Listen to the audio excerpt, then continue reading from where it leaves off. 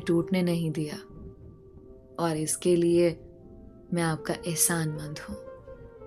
हमारा कोई एहसान नहीं आप पर, बल्कि एहसान तो आपका है कि जोया को हमारे घर भेजा। और यकीन करो 2 साल किसी ख्वाब की तरह लगते हैं। अब्बू ने जोया के वालिद से कहा, हमारी तो दुआ है कि जोया जैसी बेटी हर किसी के नसीब में हो। अब्बू ने दिल से जोया की तारीफ की। कुछ ऐसे ही ख्यालात अम्मी के भी थे, मगर वो बहुत अफसुर्दा भी थी। जोया चाय बना के ले आई और सब चाय पीने लग गए। चाय पीते हुए मेरी नजर जोया पर पड़ी तो वो मेरी तरफ ही देख रही थी। उसके हाथ में मोबाइल था और चाय का कप सामने भरा पड़ा था। अचानक मुझे अपने व्हाट्सएप पे मैसेज मौसूल हुआ। मैंने चाय का कप रख कर जेब से मोबाइल निकाला और मैसेज देखा, हाफ हाफ, आखिरी बार प्लीज। वो सबके सामने बोलकर नहीं कह सकती थी, इसलिए मैसेज किया था। मेरा कप आधा ही रह गया था। मैंने कप की तस्वीर ली और उसे व्हाट्सएप पे सेंड कर दी और बैठ गया। मैंने दोबारा कप नहीं उठाया था। अम्मी के टोकने पर वो चौंकी और अपना कप उठाकर चाय पीने लगी। चाय ठंडी हो गई थी, इसलिए उसने जल्दी से कप खाली किया और फिर सबके कप उठाकर चली गई। मेरा आधा कप भी वो ले गई थी और मैं जानता था कि चाय ठंडी हो गई है, मगर वो जरूर पिएगी। अगले दिन वो चली गई। अम्मी बहुत रोई थी और वो अम्मी से भी ज्यादा। उसके जाने के कई दिन तक घर खाली खाली सा लगता रहा। हालांकि उसके आने से पहले भी इस घर में हम 3 ही रहते थे, मगर उसके जाने के बाद लगता था जैसे घर में कोई रहता ही नहीं है। अम्मी अब्बू का तो दिल ही नहीं लग रहा था। सुबह नाश्ता करने के बाद मैं जब भी चाय का कप हाथ में पकड़ता, मेरी नजरें बेसाख्ता इधर उधर भटकने लगती थी। मुझे लगता था जैसे अभी वो कहीं से निकल कर आएगी और कहेगी हाफ हाफ, मगर वो नहीं आई। हाफ हाफ कहने वाली मुझे हाफ कर गई थी। मुझे महसूस हो रहा था जैसे मैं उसके बिना अधूरा सा रह गया हूं। वो पास थी तो मैं उससे दूरी बनाए रखता था, और जब वो दूर हो गई तो उसकी कुर्बत की ख्वाहिश बेचैन करने लगी थी। अंदाजा नहीं था कि दूरियां करीब ले आती हैं, फासले कुर्बत बढ़ा देते हैं।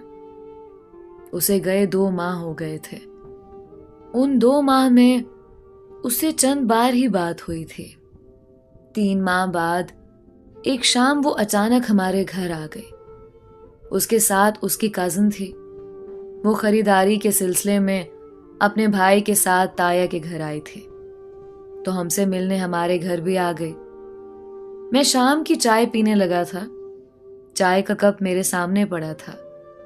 यूं ही उसका ख्याल आ गया, हाफ हाफ। नजरें बेसाख्ता उसकी तलाश में भटकी, मगर नामुराद वापस आ गई। याद आया वो तो जा चुकी है। सर झटक कर कप हाथ में उठाया ही था कि बाहर का दरवाजा खुला और वो अंदर दाखिल हुई। उसे यूं अचानक अपने सामने देखकर कप मेरे हाथ में लरस गया और चाय छलक पड़ी। शायद ये ख्याल सच होने और उसके आने की खुशी थी, या फिर चाय को भी उसके आने की खुशी हुई थी, इसलिए छलक पड़ी थी। मुझे लगा अभी वो अपने मखसूस अंदाज में कहेगी हाफ हाफ। मैंने चाय का कप वापस रख दिया और उठकर खड़ा हो गया, मगर उसने ऐसा कुछ नहीं कहा। करीब आकर उसने संजीदा से लहजे में सलाम किया और अम्मी से लिपट गई। उसकी कजिन ने भी मुझे सलाम किया और अम्मी से मिलकर दोनों पास रखी कुर्सियों पर बैठ गई।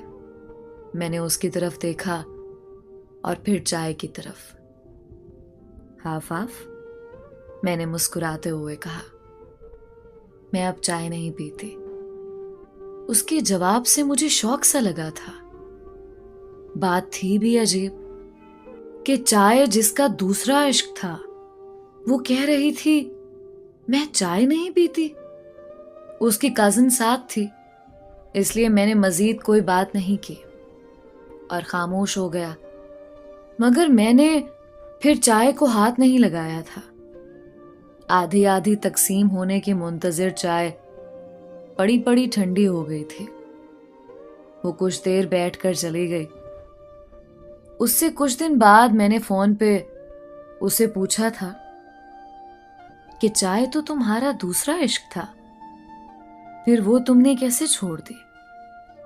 और उसने भीगे से लहजे में जवाब दिया था, मेरे लिए पहला इश्क आम था, दूसरा नहीं।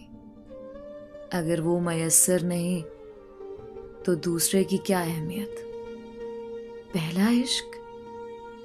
मैंने लरसते दिल के साथ जुमला अधूरा छोड़ दिया।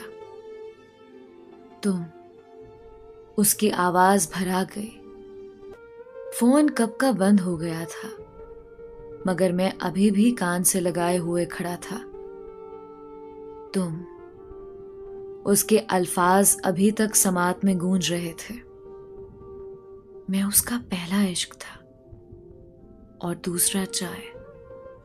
मैं जानता था कि उसका पहला और दूसरा इश्क मैं ही था, और ये मुझे 2 माह पहले ही पता चला था। 2 माह पहले उसकी छोटी बहन से फोन पर बात हुई तो मुझे पता चला कि जोया ने जिंदगी में कभी चाय को हाथ नहीं लगाया था।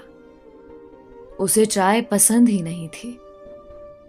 उसने सिर्फ 2 साल चाय पी थी, वो भी मेरी वजह से, क्योंकि वो जब हमारे घर आई तो उसे पता चला कि मैं चाय का शौकीन हूं, तो चाय उसका इश्क बन गया।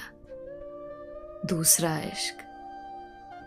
उसका पहला इश्क मैं था और मेरी वजह से उसने चाय से इश्क किया था, और इस हिसाब से उसका पहला और दूसरा इश्क मैं ही था। मैं उसकी मजबूरी भी जानता था। कई साल पहले उसका निकाह उसके कजिन के साथ कर दिया गया था।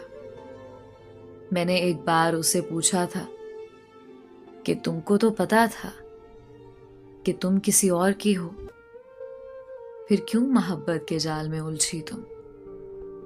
कहने लगी, ना उस वक्त मेरे इख्तियार में कुछ था, ना अब है। निकाह मुझसे पूछ कर किया गया था, मगर दिल ने मुझसे पूछा ही नहीं और मोहब्बत कर बैठा तुमसे। वो शादी से इनकार करना चाहती थी, मगर मैंने उसे मना कर दिया। मैं हरगिज नहीं चाहता था कि वो अपने घर वालों और लोगों की नजरों में बुरी बने। लोग उसके बाप को कहें कि हम ना कहते थे कि ये लड़की तुम्हारा मुंह काला करवाएगी, और उसके बाप का सर हमेशा के लिए झुक जाए। मुझे किसी सूरत गवारा नहीं था कि उसके बाप को अपनी बेटी पे जो मान और गुरूर है वो टूट जाए, भले इसमें हम दोनों ही क्यों ना टूट जाएं। और सर, हम टूट गए, मगर हमने उनका मान नहीं टूटने दिया। हमने अच्छा किया ना सर। उसने भीगी आंखों के साथ लरसते हुए होंठों पे जबरदस्ती मुस्कुराहट सजाते हुए मुझसे पूछा। मेरे पास उसके सवाल का जवाब नहीं में था, मगर मैं खामोश रहा। बोलिए ना सर, हमने अच्छा किया ना? उसने दोबारा सवाल किया। हाँ, मगर तुम दोनों ने अपने साथ बुरा किया। मैंने उसकी नम आंखों में झांकते हुए धीरे से कहा। अच्छा बनने के चक्कर में अपने साथ तो बुरा हो ही जाता है, उसने फलसफियाना अंदाज में कहा। और हंस पड़ा। और मैं सोच रहा था कि नम आंखों के साथ हंसना कितना अजियतनाक होता होगा। ये वही जानता है जो इस अजियत से गुजरा हो। वक्त गुजरता रहा। मैं तकरीबन भूल ही चुका था कि अचानक एक दिन उबैद का फोन आ गया। कैसे हैं सर? वो चहका। बड़े खुश लग रहे हो? मैंने पूछा। उसके अंदाज से लग रहा था जैसे वो बहुत खुश है। सर, 1 हफ्ते बाद मेरी शादी है, इसलिए खुश हूं। किससे? बेख्तियार मेरे मुंह से निकल गया। जाहिर है सर, लड़की से ही होगी, उसने कहका लगाया। सॉरी, मेरा मतलब था, मैंने वजाहत करना चाही, मगर उसने मेरी बात पूरी नहीं होने दी और जल्दी से बोला, सर मैं मुकम्मल होने जा रहा हूं। फोन के स्पीकर से उसके जज्बात से लरसती आवाज उभरी। जोया? मैंने सवालिया अंदाज में कहा। जी जी सर, जोया से। उसकी आवाज में लर्जिश थी। ये जानकर मुझे बेहद खुशी हुई थी। मेरे पूछने पर उसने बताया कि जोया का जिससे निकाह हुआ था, उसने खुद ही ये कहकर इनकार कर दिया कि जोया 2 साल हमारे घर रही, इसलिए उसे अब उस पे यकीन नहीं था।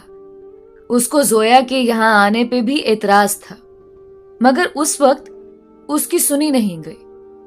अब शायद उसने बदला लिया था। हम अच्छे होकर भी लोगों की नजरों में बुरे ही ठहरे। तो सर, हमने सोचा कि क्यों ना हम एक होकर सच में बुरे बन जाए। कम से कम ये हमारे लिए तो अच्छा होगा। और सर, हम दूसरों की बातों को भूलकर अपने लिए अच्छे बन गए। हमने अच्छा किया ना सर? उसने पूछा। तुमने बहुत अच्छा किया, बहुत ही अच्छा किया।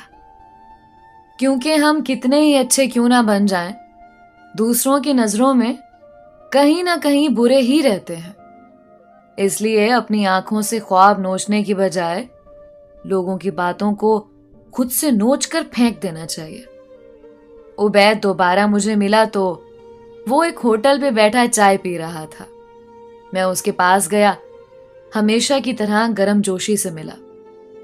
उसने 2 चाय का ऑर्डर दिया तो मैंने हैरानी से कहा, तुम्हारी चाय अभी बाकी है, पहले वो तो खत्म कर लो। कहने लगा, सर मैं जब भी घर से बाहर चाय पीता हूं तो हाफ कप पीता हूं, और घर में हम दोनों एक चाय हाफ हाफ पीते हैं। हाफ चाय पीने वाले के चेहरे पर मुकम्मल होने का रंग सबसे नुमाया था। तो दोस्तों, आज की थी ये एक खूबसूरत सी कहानी। उम्मीद करती हूं कि तमाम सामेईन को आज की ये खूबसूरत सी कहानी बहुत पसंद आई होगी। अपनी राय का इजहार जरूर किया करें। मिलते हैं एक नई कहानी के साथ। तब तक के लिए अलीजा कमल को इजाजत दीजिए। अल्लाह निगहबान।